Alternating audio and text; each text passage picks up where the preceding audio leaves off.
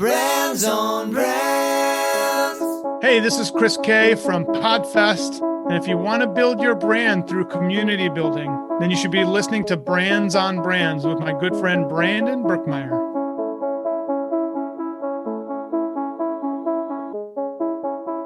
In a world where content is king and your reputation is your brand, how do you build a brand that matters? Welcome to Brands on Brands, a home for those that think different and push their boundaries. This is where branding that matters lives. Now, here is your host, Brandon Burkmeyer. Hey, what's up, everyone? Welcome to Brands on Brands. I'm Brandon Burkmeyer, your personal branding coach, and this is episode 200. What? I know, I can't believe it either. I'm so excited for you guys today. We have a very special guest, one of the best in the field at community building.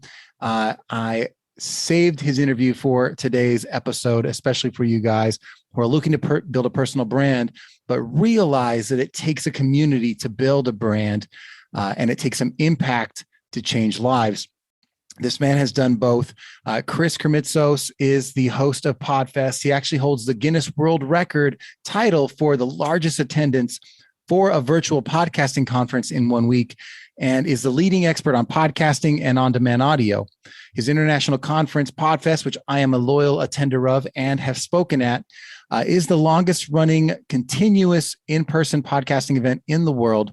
It attracts thousands of attendees from over 50 countries each year.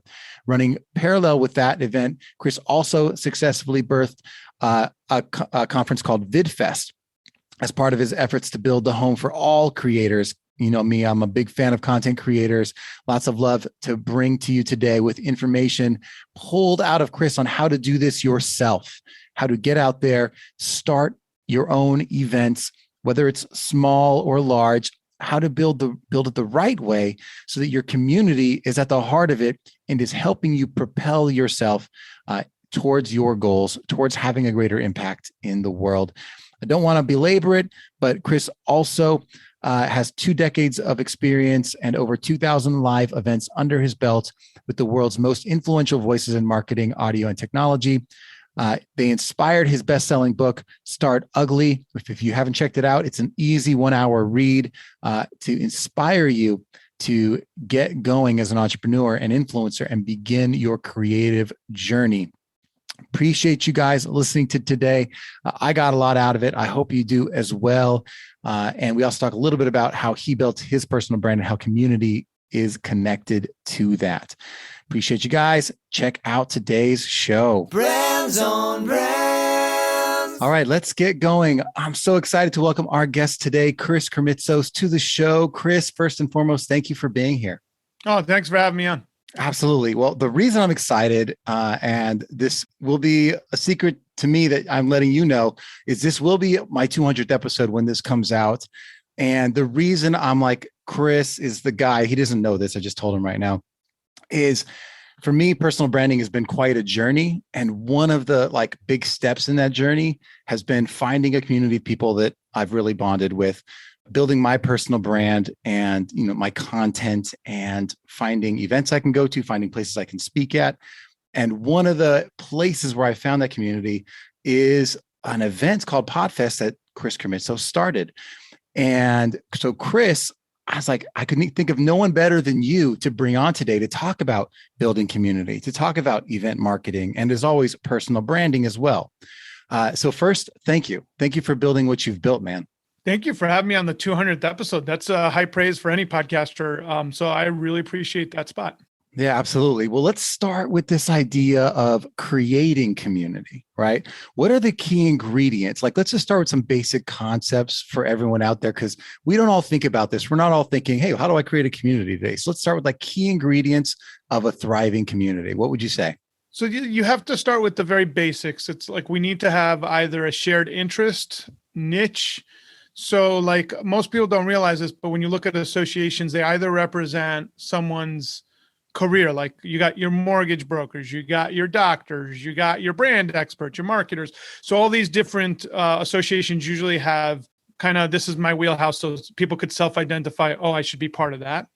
Or you could create an event based around a belief system. So for instance, Podfest is based around podcasters as creators, but we're expanding out of that to live streamers, YouTubers. We have different brands within that brand. But you can have people that are, doing something good, or like, I don't know if you remember this, Brandon, but people used to go to local shops. I think they still do, and buy like stuff to support a local shop. Like these groups would pop up. So that's a group where people are looking to do good in the world together. So there's a common interest, and that common interest could either be what you consider yourself to be your wheelhouse, or it could be a belief system. So that's like fundamental, foundational. You can't just create a group and say, show up to see how great I am. So something about like how you self-identify is a little bit like that. And it could be coming around a brand, or like you create a podcast, so we're now part of that community. So please understand, podcasting is a one-to-many platform. But to create a community out of a podcast, you're creating what I would call it, and my wife kind of termed this, a three-dimensional thing, because now the community members will create relationships outside the host. Now you have something that has legs that could have a much bigger impact, because now the community is taking a life of its own. But again, that's also, a lot of people are afraid of that, because it's also, you have to understand that part of it you can't control. So you have to create guardrails or boundaries, or some rules, depending on what it is that you want your community to do or be.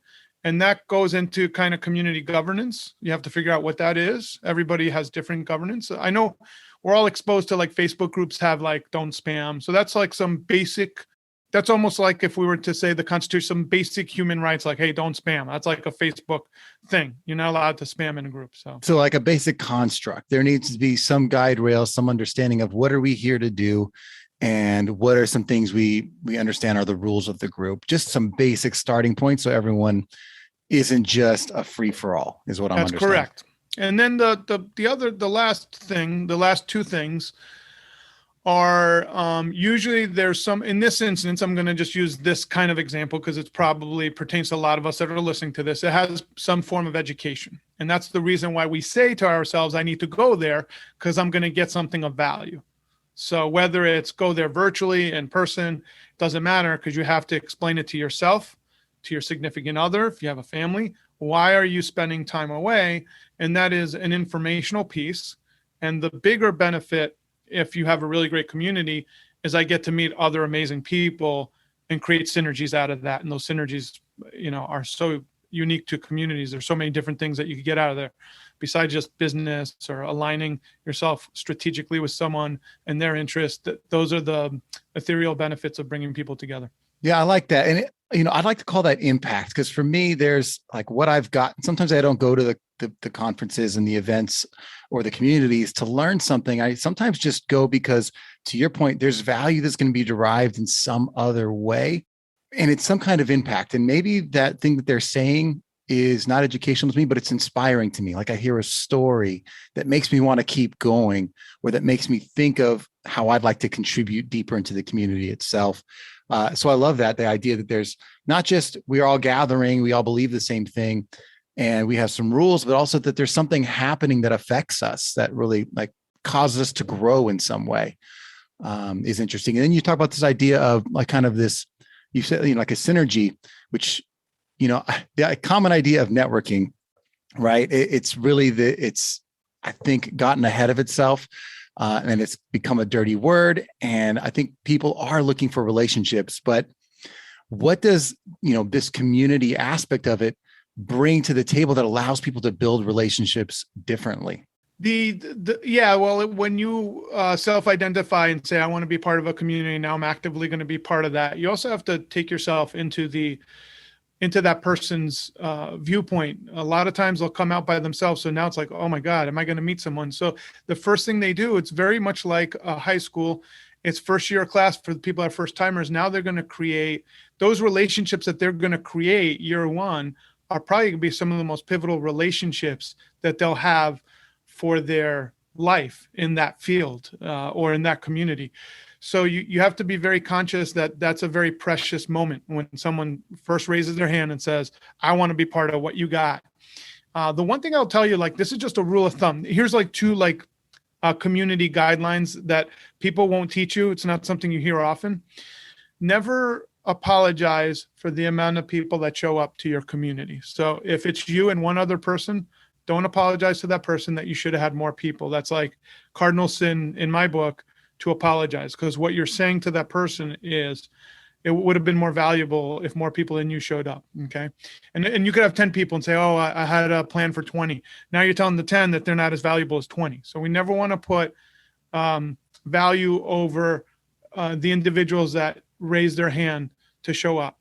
And then if you're doing, let's say, a live event, and you have 50 people confirmed, and let's say you didn't charge, so it's a free event, you're starting out. That's how I started out. Make sure to have like 25 chairs instead of 50. And then when you need to add chairs. The only reason is people do look at who and what is in the room. And if there's empty chairs, now, obviously now with COVID, you want to space them out, but you want to make sure that it looks full, because it creates a different energy within an in-person event / community. Yeah, I think that, what you're getting around is how you want to make people feel when they're there, right? Like no matter what, they want to feel important. They want to be excited about the experience they're going to have, and feeling like they showed up to something that no one else showed up to will ruin the experience. That like this, oh, they must have planned for something else, and I'm the guy that got tricked. You just hit me, by the way, Brandon, you just hit my number one thing I teach. So I get asked by a lot of people, and you and I have hung out, and you see like people get introduced to me that want to do events, and people always like, Chris, what would you tell the person? And usually when someone's doing an event for the first time, it's a very stressful experience, because now they're, I don't know, who knows, they hope to get 500. They realize it's hard to get people out of their house to go to an event. So now they got like 10 or 20 coming. And what I always tell them, and you mentioned this, you talked about excitement. Actually, that's the number one tool to have a great event, is to make sure. I always tell the promoters, are you excited for your event? They're like, no, I'm stressed. I go, well, you better figure out how to be excited, because if you're not excited, why would someone else be excited about your event, or how would they talk about your event to someone else if they're to help you promote? So excitement is probably the number one ingredient, outside of all the fundamentals that, the nuts and bolts from a branding perspective.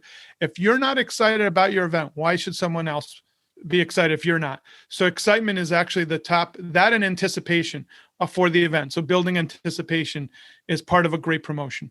Yeah. Well, and you talked about this idea of first timers, and that just created curiosity for me in itself, because we're first timers in a lot of things we do. But when you are, a second, third, fourth time event, the pressure's off of you. And now you're really thinking about these people that are showing up for the first time that haven't been exposed to your culture and what they're going to get. Like, they don't even know the impact. They're kind of taking a flyer on this a lot of the time, unless they trust someone that said, you have to come to this thing. How do you approach engaging first timers, inviting first timers, and making sure that the experience lives up to what you want the expectation to be? So for PodFest and a lot of the events that we do, we have what's called the Strategic Alliance. We do two things for PodFest. We do Trivial Warfare Night, thanks to Jonathan Oakes of Trivial Warfare. So we allow people to randomly sit we use round tables, that's really big, to team up and then play trivia against each other. So that will bond the table, because it's a common shared activity amongst a group of like the people are just from all over. So for me, that's like a great way I might not call it orientation, but it is, without them knowing it, because orientation, people are like, it's just not, it doesn't have a positive connotation. So I love trivia night, but it is our orientation. What do you love about it? Why that? It's fun. It's fun. People start talking to each other. They start learning. They have to work as a group to answer the questions. So, and we do like icebreaker questions for them to get to know each other. They have to name their team. So all these things, you're emotionally stacking within an hour or two, 5 to 7 layers of different experiences. Some teams win, some teams, remember once we had I forgot what the team was called, but it was like Aussies from down under, and they were like dead last, and we wanted to give them a prize. They all ran out of the thing, but they have this shared experience that they didn't want to be known as the dead last group. But I'm sure that was a funny tongue-in-cheek thing for them. But that's what I love about it. It's fun. And when you're having fun, you tend to bond with other people around you. Well, yeah, it sounds like it's built to break down a lot of those walls we have when we're entering something new and we're a little nervous, so that we can carry that through to us through to the event itself where we know someone, we can run into them, which is the hardest thing. When you don't know anybody, it changes everything. But when you can run into someone and bounce off of them, that energy, like to start with that, is huge. Because I've definitely gone to events and not had those icebreakers. And it takes a lot of courage. And we have to do a better job. I'm talking for myself personally of communicating that touch point is meant for, hey, if you're coming by yourself, go to this event. So we're doing a better job of communicating why they need to be at that event. Because some people might say, I'm interested in the content, I don't want to go to trivia night. Meanwhile, the people that attend trivia night, when we look at the feedback forms, they'll tell us that was my favorite part. Or the next night when you had the strategic alliance, I met 40 people I didn't expect to meet. And those always outrank the education, because like you just said, the community building starts happening. And now I have my first level of offense, my peeps that are going to help me throughout the whole conference. Yeah. So you said there was a couple things you do for first timers. So then we do strategic alliance, which is what we call it now. That was like the business use of it, but it's the influencer meet and greet. And that's where we literally give you to sit at a numbered table. You have a little room assignment, and then we'll control the flow at the front of the audience. And you'll meet about 30 people you haven't met before. We do about 4 turns, meaning people have to change their chairs about 4 times. And we noticed that the introverts, that's the max they take. The extroverts want to go another 2-3 rounds. So we had to find a perfect medium. It's like one more than what an introvert wants, but it's good. And it's 2 or 3 less than what an extrovert wants. So we found that happy balance. Within 90 minutes, people will meet 30, 35 people. And quite honestly, Brandon, we're always thinking about how can we create that experience better? Because it will bring more people to the fold if we're able to communicate it better. So these are just some of the beginning steps, and treasure maps for the exhibit hall. So the first timers could then go talk to an exhibitor. Anything we can do to create collisions, intentional collisions, is very important to a community building. Yeah, I love that. Now, what I'm thinking about is, I mean, I don't want you to go back in time because you've created so many events before you built the one you have. But when you're approaching a new event or kind of a new offering these days, I wonder what you think about first. You get to tap your current community, which not a lot of us get to do. But I still wonder, like, the ingredients that you're thinking about, like, if I'm just getting started, you're like, Brandon, like, I want you to skip some of the things that I ran into. Here's where I would start, like start with 20 people, do this thing. Like, how would you, say if you were coaching me on how to get started in my town, building something for me or for, I guess, that I want to be affiliated with. Hey, how would you say I pick that? Because me joining something is easier for me to figure out what I want to create. Yeah. So when I first moved to Florida, I grew up in New York and I moved to Florida. I didn't know anyone.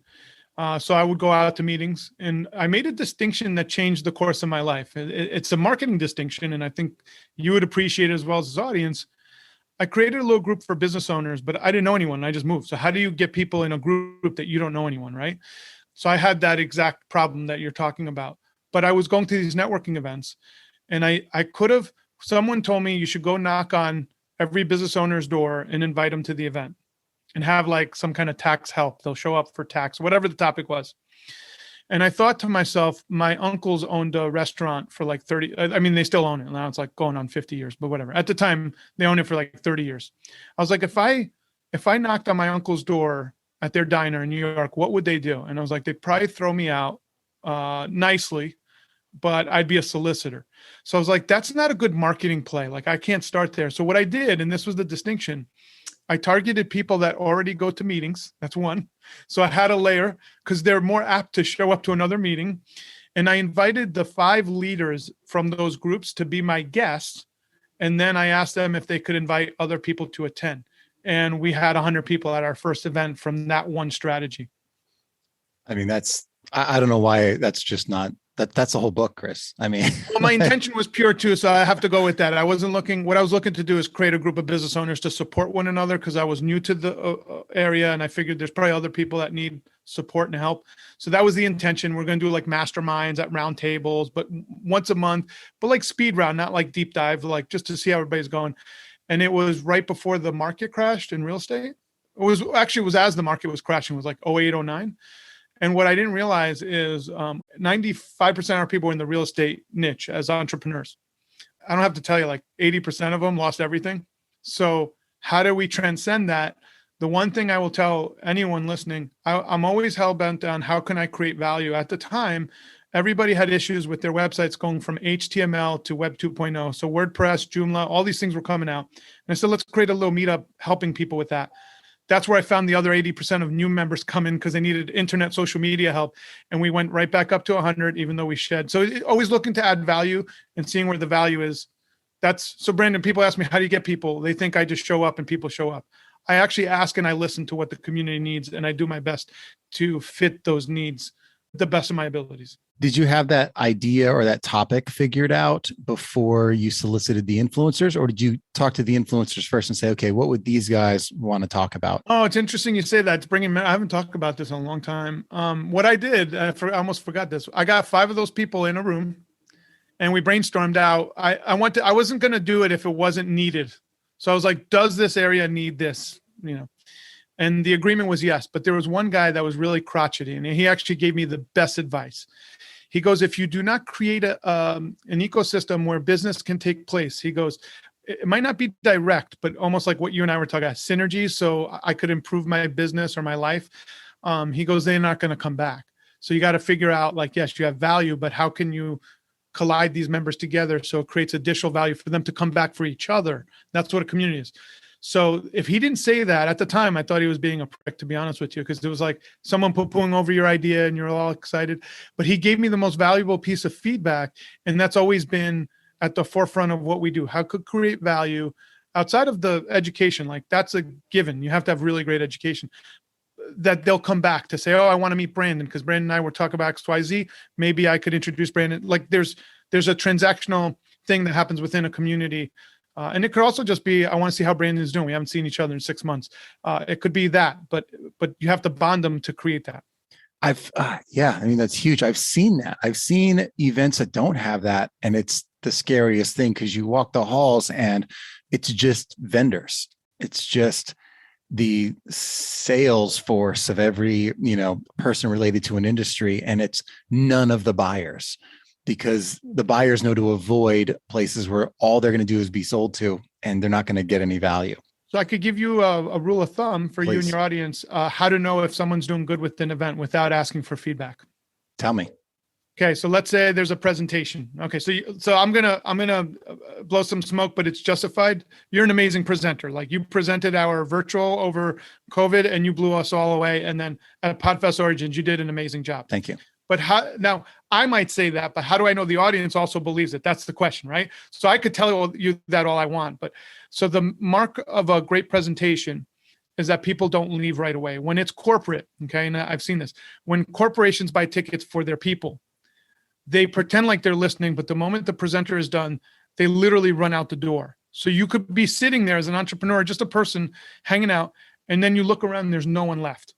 When the speaker creates an emotion or there's something that happens energetically, people don't leave. They hang out, and it actually impacts the crowd and the community, and the networking is insane. So that's like one of the tests if you want to see, like, did you do well without them? Because everybody's going to be nice to you. Oh yeah, we loved it. It was great. But if they hang around a little bit longer and they start asking questions and you see people talking to each other, you've done something more special than just presenting information. You've bonded them as a community organizer, but also, with your speakers and that kind of stuff. Yeah, no, I love that. I think there's something about like how to design that. I think it's a bit of a, like, you have to, I think it's trial and error at some point. And the facilitation, that's what most people forget. Facilitation before and after. Yeah. And I like the idea of starting with the key influencers in a space. When do you start bringing in this, the experts into the room, and how do you start to cipher between who's a good person to expose to this community you're just starting to build? So my experience early on, I didn't know anything about paying for speakers. So what I did was the speaker would say, hey, I want 15 grand. I'm like, great, let me cut you a check. And before I knew, I had no money. So no joke. Like, I was like, oh yeah, how much is Brian Tracy? Oh, here you go. And I was like, okay, well, now I got no money because no one showed up for that person. Like, that was the weird part. You think that because you got a big name speaker, the community's going to show up. Not necessarily. So I learned the very hard way. So what we decided to do was create smaller workshops, or you could do a Zoom call with smaller audiences, and we'd start finding under our nose experts, like people that know their stuff. And we started giving, like, you're part of that. Like, for Podfest now, I do it intuitively, but I had to learn that, by the way, Brandon. It wasn't like I knew how to do that. So we started learning like, hey, you know what? Brandon, who's sitting there in the front row, has a marketing agency. I think he knows something. Well, let's ask him if he could do something. And the challenge, though, is you have to be willing to take a hit if the person is not up to your expectations. But the good part is when you're starting out, people don't have high expectations of what you're going to provide. So as long as you could coach the person and they're willing to listen, you could help them navigate what you want. And if you could eventually get your presenters from your community or you've seen them present, rule of thumb is either you've seen them present or you've had one or two friends that you trust have seen this person present that vouch for them. That's how you start bringing in really great presenters. Yeah, I was surprised that you actually took the time to, even with your virtual presentations, to look through and have people talk about what their presentations are. You have walkthroughs of like how the day is going to go and, you know, and help and do some coaching along the way. And that seems like a really time intensive process to go, especially with how many speakers you have at your events. Was that always the way that you always started to build that in, or did it change at some point? So when we used to do the small Tampa Bay business owners, we used to actually create a speaker placement committee because I had too many blind spots. So we all do, by the way. So we had a committee of diverse individuals looking, not just, I'm not talking about like the person, like information. I might be like, I love marketing, right? So a marketing guy is not going to like accounting. But if you have a group of business owners, like half of them might want accounting and bookkeeping, and the other half are like, I don't like that stuff. So we realized like we had blind spots of information because I was only doing marketing all the time. So that's one thing you need to be conscious of, your blind spots. So we actually had a committee where people would come through and do their presentations and we'd give them feedback. This was in a locale.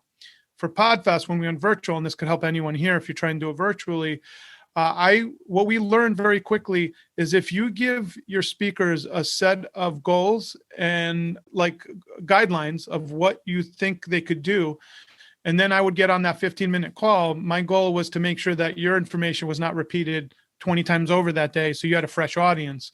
So I'm looking out for you, but also you have to be like, okay, I could cut those slides out and I could do this. Now we're in the process of training Wendy and she's doing that and she's doing a phenomenal job. But it's the learned skill. It's not, but I would say that you have to put, like, if you really want a great community and you're not putting time into the content that's being delivered in your community, you can't expect people to keep coming back. That's one area you have to put your time and resources in. No, that's like, it seems hugely important. As these things start to grow, I imagine they get more and more complicated. You have to start to add different, you know, like elements.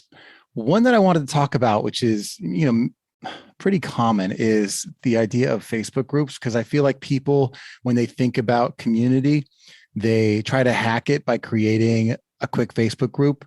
And I think a lot of us are guilty. I'm not judging. I've done that myself, but it quickly falls apart for, I'd say, the majority of them because there are certain things missing. And I don't always think it's because it was missing the in-person thing, but maybe it's some of these elements you were talking about. What are your feelings about Facebook groups and like maybe what's wrong with the models that people start with? Well, it's kind of difficult for a couple of reasons. Some groups take off because that person started it first, and those people now have said, hey, this is my group. So you could have someone literally by sheer luck being a terrible organizer. They don't even do anything. But once people assign that this is where I'm in the group, it's very tough to like start it fresh. So I just want to be very clear. There is some luck at play. That being said, if we're looking to say, okay, let's say we don't have the luck on our side, how do we still do it and make it happen? It's not just like the share your this Wednesday. You actually, like, one of the things I used to do in the early days of our PodFest Facebook group, I remember once it was running stale, right? It was like, oh man, no one's posting. What are we going to do? And I called up one of my members who I know loves playing around. He loves to sing and do videos. I said, can you create like a PodFest jingle and throw it up there for me? And he's a ham. So he's like, oh yeah, anytime. And he created like, you know, PodFest people, and that created the PodFest jingle. And then a lot of us were creating our jingles. So you have to sometimes think outside the box of what can be fun. And part of that was we're trying to promote PodFest, but also the group wasn't getting a lot of traction. So that enlivened everybody. So outside of the common, like, you know, post your business, post your link, whatever it is that you're promoting, you have to also look at like, who are the individuals in your group? Are they hams about anything? You got to look at what's going on outside of the group. And then you got to engage. Like, for instance, we have members of our group that are literally loyal to PodFest, like they go to PodFest every year, but they'll post something really good in some other group for whatever reason. And I'll like text them, hey, can you post that in PodFest, please? So you have to actively be watching that to help create value outside of having training organizers and people to help you with it.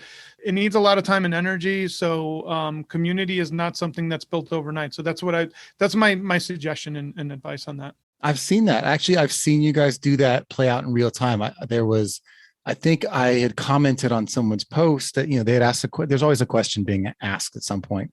So I'd given some 2 cents, and I think someone reached out and said, could you just start a new thread that expresses this, idea, or how you would do this, or ask this question in a different way so we can get a lot of answers going, and then you answer the question as well. And I thought that was different. I thought like people, that the organizer actually listening to the comments and seeing what's happening and thinking about how that might be interesting to other people that didn't notice it buried in the comment thread. I think there's some nuance to how you keep these things engaged. And debate issues. If you see any debate issues, the challenge nowadays is people are there could be some negative people out there in general. So we tested that. Like, we're like, hey, let's go like debate issues of friendly stuff. Now, I'm not even talking politics, but some people just get really downright nasty. So you just have to have some rules again, like I said, and talk to those people, or you could decide I'm going to just let it fly and let it be. But like, for instance, with microphones, it could be like, do you like the ATR or whatever, or Samsung? Like, that's a controversial thing in a podcasting group. And then you might get someone in there, how dare you guys, none of us could afford that. And like, and sometimes you get these weird things that happen, but that's part of community. It's not pretty at all times. There's some stuff that you have to watch. And that's part of what you sign up for, is having rules and being able to explain like, hey, that's not kosher. I need you to reframe that if you're going to be part of this community and stuff like that. Yeah. Now, as you think about the ecosystem, because yours is now grown to have lots of different kind of arms and channels to it, I wonder how you think of what role the event plays in terms of the greater community as it grows beyond just an event. What role do you think that the event plays in that entire ecosystem? So for us, the event, let's bring it back to what we're talking about, because it's actually the brand. Podfest is a brand. We own the trademark because what happened was people were using our name like all over. So we're in the process of getting the international trademark too, because it is a brand that we own. However, we have very loose rules within that brand allowing the ecosystem to exist. So we see Podfest as a force for creators to come together to revolutionize the world that we live in. And I mean, we mean that. And we have people that have science podcasts, we have marketing, we have my wife with the we have like some of the top meditation podcasters helping people healing, So our brand is an area that facilitates greatness through connectivity of these really amazing creators and individuals. That's really how I visualize the brand. So our job is to create a facilitated environment for that to transact effortlessly or looking like it's effortlessly, while the team and I are working as hard as we can to create rules and allow very light rules, but allow exceptionalism to happen. And also what happens at the same time, Brandon, is some things aren't so great, but we will then perfect. Or like I give you an example. Let me give you like a concrete example. During Pod Global, we had someone do a track for healthcare professionals. The intention for this individual was she wanted to do something great. She did the Zoom in her car with her daughter. She was not prepared. Let's just put it that way. But the intention was good. Okay. Then the doctor she booked to speak after her, he didn't show up on time. He was on call. So it was a little messy. However, what do we learn? We had tons of people that signed up for that. And we learned, holy crap, we have a lot of healthcare people within Podfest. And one of them, Zach Demopoulos, who's a pillar of our community, said, I would like to head that up next time we do that. So it's a win, but it didn't start like, it was kind of ugly. Like we had to wait at one point. I think we were all on the call for like 15 minutes and I'm tap dancing, waiting.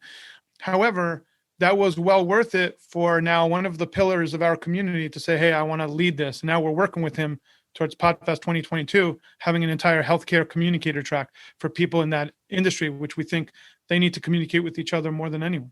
I mean, as you're talking about branding a little bit, it definitely seems like there's for me, branding is reputation. So there's a reputation, there's an identity that the event itself has, that the ecosystem and environment has itself, versus what I would say is, the Chris Krimitsos brand, which I'd say is more subdued. In other words, like you're not out there.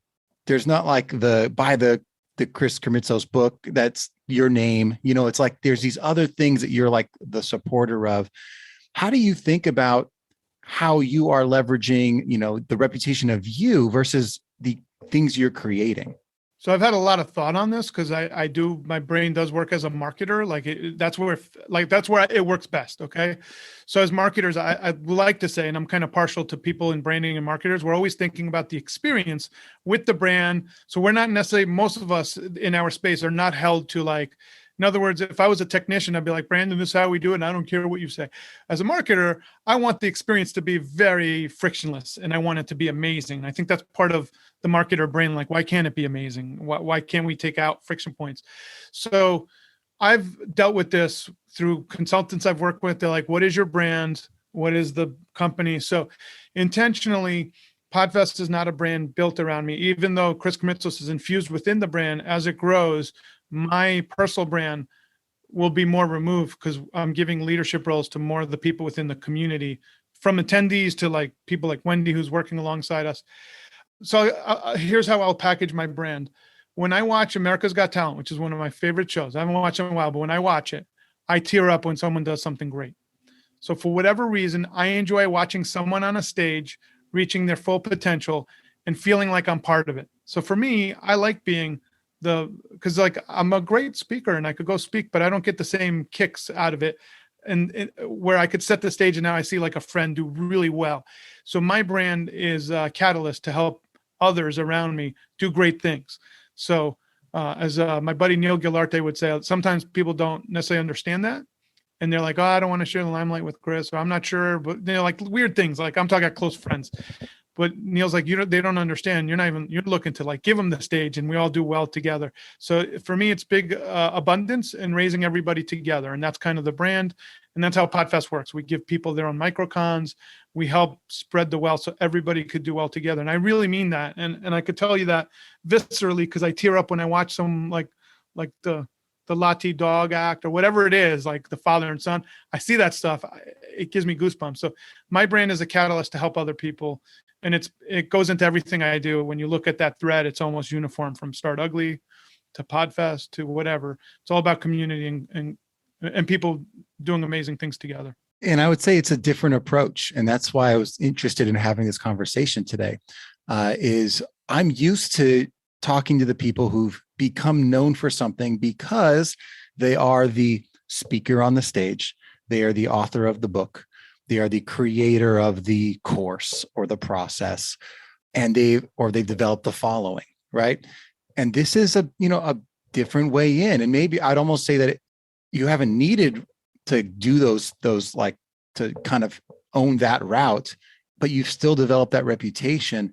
And maybe now it almost seems like you're starting because you're like, okay, I now want to write this book, which usually people would do first. And now you found something you wanted to create. Was the book part of you saying, I want to start to be known for something as Chris, or was it just a completely different separate execution? So even though I've tried to do stuff, and I'm big in people developing personal brands, but also like you have to do what's congruent within you. So for me, I tried to write like a book that was more me-centered and I couldn't do it. So Start Ugly actually was just something I would naturally tell people when they got stuck is like, hey, start ugly. And they'd be like, well, how do I do that? And then I created a short story, which is fiction based. And I looked at it as a tool that my friends could use to their clients and their friends that were stuck as like a who moved my cheese. So I was looking, how can I create something that could help a lot of people? So that's the intention behind the book solely. I didn't care if I made a penny on it, but obviously I was like, how great would it be to sell 1 million copies and help millions of people get unstuck with this very simple thing. So I think to talk about branding, to bring it back, I think my brand will grow as these platforms that I've built grow as a byproduct of the success of the things that I've grown. And that'll help me build my brand on the back end of these things. For me, that's congruent in that I'm a community builder. So it would make sense. I think Josh Carey, very kind. He interviewed me and he goes, can I ask you something? And you asked it in a very thing, but he asked it very blunt. He goes, none of your social numbers are big. He goes, so what the hell are you doing to get thousands of people at these events? And the thing is, we make anyone that comes through our doors feel part of that community, which they are, and we help them then take ownership within that community so they could do whatever it is that they want, and they bring back a friend. And that word of mouth, as you know, in marketing, you can't pay for, like, as we grow into the artificial intelligence and voice activated commands and the metaverse, the only way you could definitely market and use money, but people aren't coming back if it's not excellent or near excellent. So that's what we're looking to do, creating an experience where you want to come back and bring a friend. And that's how I want to grow my communities. Well, and what I think is awesome is when I'm listening to your advice, I'm thinking about what you're saying today. I think people underestimate the value of not just starting ugly, but starting small, especially in the community space. Even if you're already, known in some ways, maybe you have a following, maybe you've already written a book, taking the time to even get 10 people together or 20 people together seems like, when I'm talking to you, like a no-brainer that a lot of us skip. And the value of that could be huge. Yeah. One time a while back, I forgot that it was Veterans Day and I had a meetup at a Village Inn. And I showed up and there was 7 people. And the guy I booked is literally at the time, now he's like one of the top guys in the world, but one of the top artificial intelligence experts. He just happened to live in Tampa. Palo Alto bought him like a year later, took him over there. And I remember everybody saying, "Where is everybody?" Because we used to get 40 people. And I said to them, all I know is that 7 of us showed up, and we're going to have the greatest experience of our lives today, because now we have more time with each other and we're going to get to know each other. Brandon, I could tell you who those people are. My wife was one of them, who they were, what we talked about. And they will tell you that was one of their favorite events that we've ever done. So I look at, if you honor 5 people or 6 people and they feel special, you just got to be long-term growth. They're going to bring people back. And Podfest has doubled in size almost year over year based on us honoring and making sure that people feel welcome and feel at home. I think that's huge. I think that's the next book, Chris. I mean, you don't need my advice, but start small. It's got to be the follow-up to Start Ugly. But can I give you, this is one I have to, please. And it'll be quick. So one of the things that I wish I would have known, and this is one of those things like you're asking someone. So let's say you do your first community event and your speaker's okay, which is fine. People aren't expecting a great speaker. You might be your speaker and you're amazing. You must always have what I call a speaker submission. Ask people, hey, do you have any topics you like to submit? And ask them to submit right there at your first presentation. You'll get at least 2 people. Let's say 5 or 6, like, hey, I'd love to share XYZ or blah, blah, blah. All of a sudden, that momentum just started for you, building your community by asking the people sitting there to I wouldn't even ask them to speak. I was like, does anyone have a topic you'd like to share it next month around these things? All of a sudden, you'll unlock the wisdom of your crowd and it'll grow much quicker. No, beautiful. If you guys haven't checked that out, Start Ugly is on Amazon. You can go to chriskrimitsos.com to find that. Also, check out podfest.us to check out what's going on with the event that is coming out May 26th through 29th, 2022. And just appreciate the time spent with you today, Chris. I hope it was valuable. I enjoyed the conversation, Brandon. I love how you weaved it. And community building is something I love doing, but I don't often talk about. So thank you for making that the focus of this. No, absolutely, man. I appreciate you. Appreciate you guys listening, and we'll catch you guys next week. You've just taken your marketing knowledge to another level with this episode of Brands on Brands. But we have plenty more ways to help you build a brand that matters. Head over to brandsonbrands.com for resources, as well as access to our blogs, videos, and exclusive coaching sessions with your host. Be sure to visit brandsonbrands.com.